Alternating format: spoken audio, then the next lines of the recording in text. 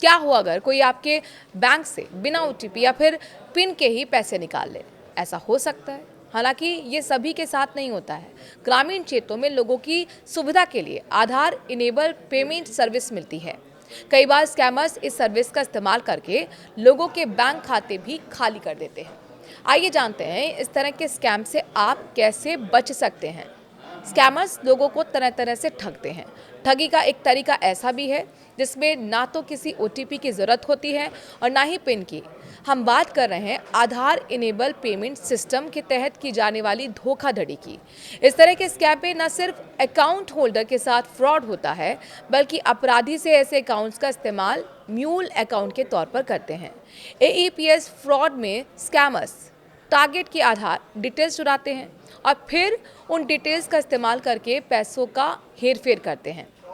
कैसे होता है एईपीएस फ्रॉड, चलिए ये जानते हैं। स्कैमर्स सबसे पहले आधार डेटा, फिंगरप्रिंट और दूसरी डिटेल्स चुराते हैं। इसके लिए वो कई लीक हुए डेटा का इस्तेमाल करते हैं।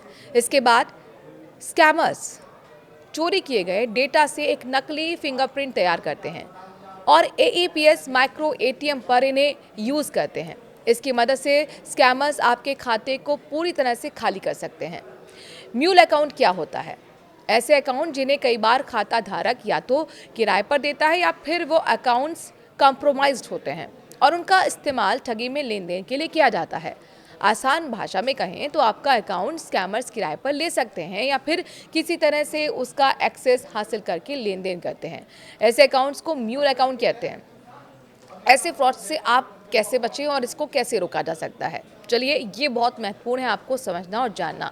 बीएलएस ई सर्विसेज के चेयरमैन शिखर अग्रवाल ने बताया है कि एईपीएस फ्रॉड्स को रोकने का सबसे अच्छा तरीका जेपीएस इनेबल डिवाइसेस है।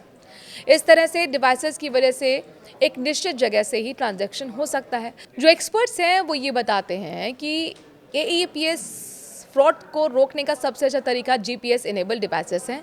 इस तरह से डिवाइसेस की वजह से एक निश्चित जगह से ही ट्रांजैक्शन हो सकता है। अगर जीपीएस डिवाइस से की गई payment request registered service area से बाहर होती है तो पेमेंट नहीं होती है।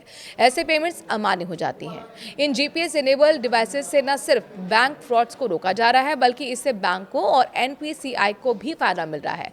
जीपीएस डेटा की मदद से फ्रॉड हॉटस्पॉट की पहचान की जाती है। जैसे ऐसे गाँव या फिर ब्लॉक्स की जानकारी मिलती है जहाँ फ्रॉड ज़्यादा हो रहे हैं तो उनकी सेफ्टी बढ़ जाती है।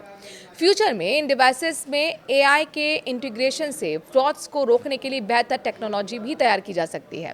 इन डिवाइसेस में बायोमेट्रिक लाइवनेस चेक जैसी टेक्नोलॉजी जुड़ सकती है। इसकी मदद से फर्जी बायोमेट्रिक से इस्तेमाल को रोका जा सकता है। ध्यान रखें कि ये डिवाइसेस यूज़र की लोकेशन ट्रैक नहीं करते हैं, बल्कि ये मशीन की लोकेशन बताते हैं जो एक निश्चित एरिया के बाहर काम नहीं करती है। अब आप कैसे बच सकते हैं ये समझ लीजिए। इस तरीके के फ्रॉड से सिर्फ जागरूक रहकर ये बचा जा सकता है। आपको अपने बायोमेट्रिक को लॉक रखना चाहिए। आप यूआईडीएआई की वेबसाइट पर जाकर अपना आधार और बायोमेट्रिक लॉक कर सकते हैं। साथ ही किसी भी नकली या फिर अनधिकृत सेंटर पर अपना आधार अपडेट ना कराएं। अपने आधार को किसी अनजान शख्स के साथ शेयर बिल्कुल ना करें। कई बार लोग अपने आधार कार्ड को दुकान पर फोटोकॉपी के लिए देते हैं और फिर उन दुकानदारों के पास ही आपके आधार की कॉपी रह जाती है। ऐसा करना रिस्की हो सकता है। बेहतर होगा कि आप फिजिकल आधार कार्ड से फोटोकॉपी लें। अगर किसी की फ़ोटो भेजते हैं तो काम होने के बाद उसे डिलीट ज़रूर कर लें।